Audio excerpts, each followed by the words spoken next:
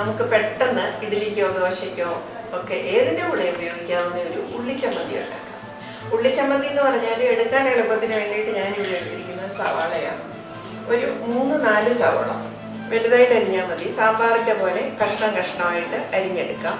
അതിൻ്റെ കൂടെ നമുക്ക് കുറച്ച് നല്ലോണം കരിയേപ്പില ഉരിയത്, ഇതൊരു 4-5 കതർപ്പ് കരിവേപ്പിലയുണ്ട്, സവാള അരിഞ്ഞത്, കരിവേപ്പില, മുളക്, വത്തൽ മുളക്, ഇതിൻ്റെ ടേസ്റ്റ് മേക്കർ വെളിച്ചെണ്ണയാണ്.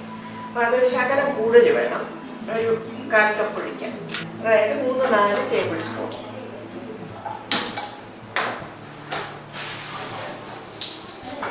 പതിനെട്ടെണ്ണമായിട്ട് എടുത്തിട്ടുണ്ട് ഞാൻ, ഇത്രയും മതി. ഇതിലേക്ക് സവാള ഇടുക.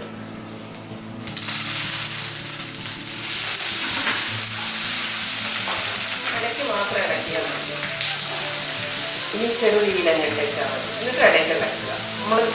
നമ്മൾ അടുത്ത് നിൽക്കൊണ്ട് ഇളക്കാൻ സൗകര്യമുള്ള സമയമാണെങ്കിൽ ഫുൾ തീയിലിട്ട് വേഗം ഇളക്കി എടുക്കാം. പലപ്പോഴും ഒന്ന് ഇടയ്ക്കിടയ്ക്ക് ഒരു 5-6 മിനിറ്റിലൊന്ന് ഇളക്കി കൊടുക്കുക, അത്രയേ ഉള്ളൂ.